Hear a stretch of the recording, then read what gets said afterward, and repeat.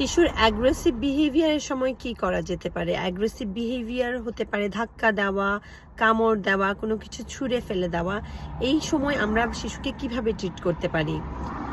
শিশুর aggressive behaviour নিয়ে আমার প্রথমে দুটো পরামর্শ। একটা হলো বিহেভিয়ার, যেটা হলো ধাক্কা দেওয়া, কামড় দেওয়া, এর আগে কি করব আর এর পরে কি করব।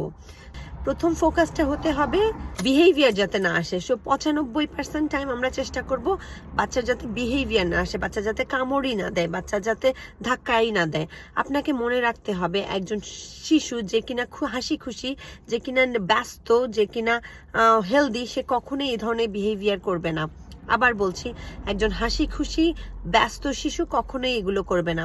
আপনার বাচ্চার 7 বছর বয়স, আপনার বাচ্চা আপনার সাথে রুমে বসে আছে, আপনি মোবাইল টিপছেন অথবা টিভি দেখছেন, আর আপনার বাচ্চা এমন কোনো কাজে ব্যস্ত নাই, ফাংশনাল ওয়েতে, এঙ্গেজড ওয়েতে, সে এমন কোনো কাজ করছে না যেটা তার ব্রেইন এবং ফিজিক্যালি বিজি, তাহলে দেখতে পারবেন যে কিছুক্ষণ পরে তার ঠিকই রাগ উঠছে, দিনের একটা সময় তার অবশ্যই রাগ উঠছে। First thing is keep your child happy and busy. বাচ্চাকে হ্যাপি অ্যান্ড বিজি রাখলে দেখবেন বাচ্চার অ্যাগ্রেশন বিহেভিয়ার অনেক কম আসছে। সো বাচ্চার অ্যাগ্রেসিভ বিহেভিয়ার কমানোর জন্য বাচ্চাকে হ্যাপি এবং বিজি রাখা অনেক বেশি ইম্পর্ট্যান্ট। এখন এমনকি বাচ্চার সাথে আপনার এঙ্গেজমেন্ট অনেক বেশি হাই হতে হবে। আপনার বাচ্চার যদি আপনার সাথে এঙ্গেজমেন্ট হাই হয়, আপনার বাচ্চা যদি হ্যাপি থাকে, বিজি থাকে, আপনার বাচ্চার অ্যাগ্রেসিভ বিহেভিয়ার আপনি কম দেখবেন।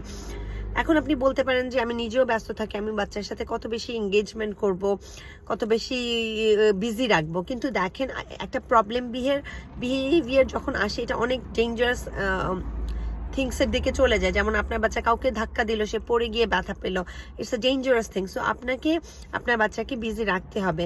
একটা সময় আপনার বাচ্চা যখন অনেক বিজি থাকবে, হ্যাপি থাকবে, আপনার বাচ্চা সেই ধরনের বিহেভিয়ারগুলো ধীরে ধীরে ভুলে যাবে। সো আপনার বাচ্চাকে কিভাবে হ্যাপি রাখবেন? বাচ্চাকে হ্যাপি রাখতে হলে বাচ্চার সাথে ইন্টারাকশন কিভাবে করতে হবে সেটা জানতে হবে। সো ইন্টারাকশন কিভাবে করবেন? ধরেন আপনার বাচ্চা পানির ট্যাপ খুললো, বলবেন যে ওয়াও কি সুন্দর করে তুমি পানির ট্যাপ খুলেছো, wow look at the water, they are coming, একটু ওয়াটার দিয়ে খেললেন। সো আপনাকে সবসময় যে একদম অ্যাক্টিভিটি নিয়ে বসে বাচ্চার সাথে হ্যাপি থাকতে হবে তা না। আপনার বাচ্চা যাই করে, যখন আপনার বাচ্চা বসবে, wow you sit beautifully, that's the engagement. আপনি আপনার বাচ্চার সাথে কথা বলছেন, কথার মধ্যে এনকারেজমেন্ট আছে, কথার মধ্যে নাইস টোন আছে, এভাবেই আপনি আপনার বাচ্চাকে হ্যাপি রাখতে পারেন। বাচ্চা যখন একটা সুন্দর পরিবেশে থাকবে, বাচ্চার সে ধরনের ব্যাড বিহেভিয়ার আসবেই না। সো সবসময় চেষ্টা করবেন বাচ্চার সাথে একটা পজিটিভ মুহূর্ত, পজিটিভ এনভায়রনমেন্ট তৈরি করার। পজিটিভ এনভায়রনমেন্টের জন্য আপনার নতুন নতুন টয় কিনতে হবে না। It's all about you, how you create the environment. Keep the environment warm, keep your tone, like আপনার ভয়েস হতে হবে অনেক এনকারেজিং, নাইস। দেখবেন আপনার বাচ্চা হ্যাপি থাকলে এই ধরনের এঙ্গেজমেন্ট, এই ধরনের ডেঞ্জারাস বিহেভিয়ারে কম এঙ্গেজ হবে।